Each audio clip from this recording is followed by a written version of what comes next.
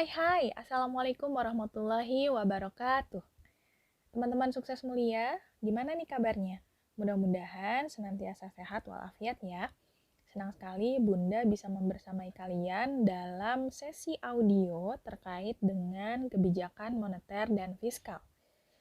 Kalau kita bicara tentang ekonomi makro, nggak akan jauh beda ya ketika kita belajar mata pelajaran yang lain. Ada sudut pandang besarnya, ada sudut pandang kecilnya. Nah, untuk hidup kita, kita bisa melihat permasalahan secara zoom out atau secara makro. Di kesempatan makroekonomi kali ini, kita akan membahas apa yang terkait dengan kebijakan moneter dan fiskal. Kenapa sih kita harus mempelajari kebijakan moneter dan fiskal? Lalu apa ya manfaatnya untuk hidup kita? Nah, untuk mengetahuinya dan lebih meresapi apa-apa yang ada di dalam esensi moneter dan fiskal untuk hidup kita, mari kita simak tayangan berikut ini. Mengapa sih kebijakan moneter dan fiskal itu perlu untuk kita pelajari? Pertama-tama, teman-teman, kita sebagai penduduk Republik Indonesia, kita perlu untuk punya peran dari sisi patriotisme kita untuk menciptakan stabilitas moneter dan fiskal dari peran kita terkecil sekalipun. Contohnya, ketika kalian menabung, kalian membantu sektor moneter. Ketika kalian membayar pajak, minimalnya pajak restoran, ketika kalian berbelanja dan yang lain, kalian sudah berkontribusi nih untuk kebijakan fiskal bisa tetap diterapkan. Hey, tunggu dulu. Moneter dan fiskal itu apa sih? Gitu ya. Dan kenapa harus dipelajari? Oke, pertama-tama, kebijakan moneter dan fiskal itu perlu untuk kita pelajari karena keduanya merupakan kebijakan publik yang dikeluarkan oleh pemerintah disertai dengan badan-badan yang berhubungan dengan pemerintah, contohnya Bank Indonesia. Nah, dua kebijakan ini, moneter, fiskal, ini pasti berpengaruh terhadap kehidupan masyarakat karena melalui moneter dan fiskal kita bisa mengetahui negara ini tuh cukup maju atau tidak dalam pelaksanaan perekonomian. Yang kedua, sektor moneter ini menjadi sektor yang sangat vital, sangat utama jika dibandingkan dengan sektor fiskal, meski keduanya saling menopang. Nah, perkembangan sektor moneter ini pasti dipicu dari berbagai psikologi perbelanjaan atau mungkin gaya hidup penduduk Indonesia yang itu pasti berpengaruh terhadap jumlah uang beredar yang ada di Indonesia. Sementara sektor realnya belum terlalu berimbang dengan moneter yang ada. Jadi wajar ya kalau misalkan nilai impor barang di Indonesia lebih besar dibandingkan dengan nilai ekspornya atau mungkin nilai produksi di dalam negeri. Kenapa? Karena ternyata dari gaya hidup juga berpengaruh. Nah, berarti sebagai penerus bangsa, kita perlu mengambil sikap nih, bagaimana membuat kebijakan moneter dan fiskal dari pemerintah itu bisa optimal dan kita punya peran even dari hal terkecil sekalipun, gitu ya.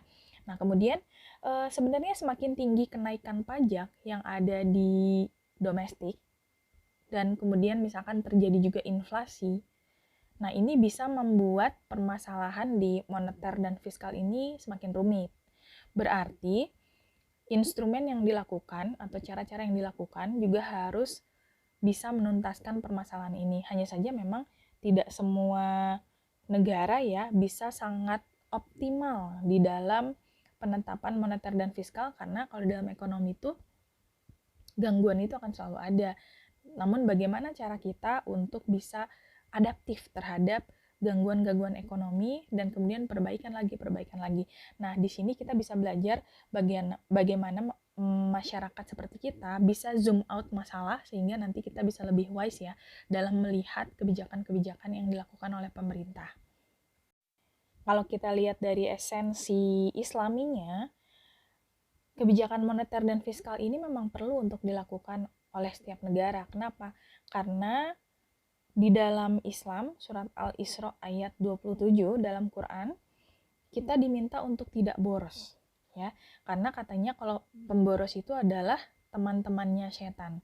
Berarti ketika misalkan seseorang boros, dia akan membuat negaranya perlu mengeluarkan jumlah uang beredar yang lebih banyak, dan bisa jadi produksi barang dan jasa lebih banyak juga. Jadi bisa saja terjadi eksploitasi di dalam alam.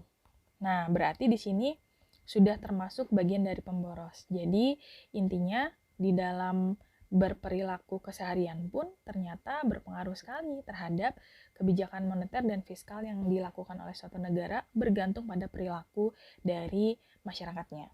Kemudian, di dalam surat At-Taubah dikatakan bahwa, hai orang-orang yang beriman, sesungguhnya sebagian besar dari orang alim Yahudi dan rahib-rahib Nasrani benar-benar memakan harta orang dengan jalan yang batil. Dan mereka menghalang-halangi manusia dari jalan Allah. Dan orang-orang yang menyimpan emas dan perak dan tidak menafkahkannya pada jalan Allah, maka beritahukanlah kepada mereka bahwa mereka akan mendapat siksa yang pedih. Di sini Allah memberikan kita semacam nasihat ya. Di sini hati-hati loh kalau misalkan kita nauzubillah ya, seseorang memakan harta orang yang dilakukan dengan jalan yang batil, kemudian menghalangi orang untuk berada di jalan Allah, tidak menafkahkan zakatnya minimalnya ketika dia punya emas, perak, atau harta lain. Kemudian dia juga misalkan bagian dari orang-orang yang memang kurang baik dalam bersikap secara ekonomi, maka mereka akan mendapatkan siksa yang pedih. Nauzubillah min dzalik. Lalu apa yang dimaksud dengan kebijakan moneter? Nah, kebijakan moneter ini merupakan kebijakan yang berhubungan dengan jumlah uang beredar. Nah, dirumuskannya itu utamanya oleh Bank Sentral. Kalau di Indonesia berarti Bank Indonesia, yang nanti akan dikoordinasikan dengan kebijakan fiskal yang berhubungan dengan anggaran dan pajak, dirumuskannya utamanya oleh pemerintah. Kalau di Indonesia melalui Kementerian Keuangan, saat ini sudah punya yang namanya Badan Kebijakan Fiskal ya, BKF. Jadi memang ada khusus yang berhubungan dengan kebijakan fiskal. Nah, lalu bagaimana kebijakan moneter dan fiskal ini dilakukan? Nah, di dalam melakukan kebijakan moneter dan fiskal, ada cara-cara yang dilakukan oleh Bank Indonesia dan pemerintah. Biasanya cara-cara ini disebut sebagai instrumen. Jadi ada instrumen moneter, ada instrumen fiskal.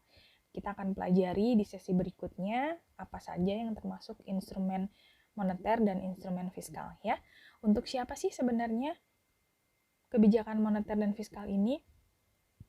Yang jelas, pasti untuk masyarakat khususnya warga negara, baik itu umum maupun khusus di luar negeri, misalkan orang-orang yang mau berinvestasi ke Indonesia, yang mau menabung atau melakukan konsumsi begitu. Nah, masyarakat umum dan luar negeri ini akan erat kaitannya dengan kebijakan moneter yang ada. Kemudian yang berikutnya juga untuk pemerintah, karena kebijakan moneter dan fiskal ini memang digunakan untuk menopang perekonomian agar menjadi lebih baik, stabil, dan pada dasarnya nanti kalau udah lebih baik, stabil, dan maju, berarti akan membuat Indonesia memiliki report yang lebih baik di dunia internasional. Selain itu, karena pemerintah Republik Indonesia juga tergabung ya di dalam berbagai organisasi ekonomi dunia dan punya peran di dalamnya, maka kita perlu untuk menerapkan kebijakan moneter dan fiskal untuk menunjang bagaimana negeri ini tuh punya prestasi yang lebih baik, kemudian value yang lebih baik, sehingga nanti dalam tingkatan perekonomian kita bisa naik tingkat dari negara berkembang menjadi negara maju dan tetap settle di situ ya. Harapannya mudah-mudahan dengan kebijakan moneter dan fiskal di 2022 ini pemulihan ekonomi nasional khususnya dalam menghadapi pandemi ini bisa jauh lebih baik, lebih cepat pemulihannya. Jadi, yuk teman-teman kita bantu pemerintah kita dalam penerapan moneter dan fiskal dari hal terkecil yang bisa kita lakukan, yaitu belajar, misalkan menabung, atau melakukan hal-hal yang memang menunjang keduanya. Nah, itu dia pengantar terkait dengan kebijakan moneter dan fiskal. Untuk instrumennya, mari kita pelajari di video atau audio berikutnya. Wassalamualaikum warahmatullahi wabarakatuh.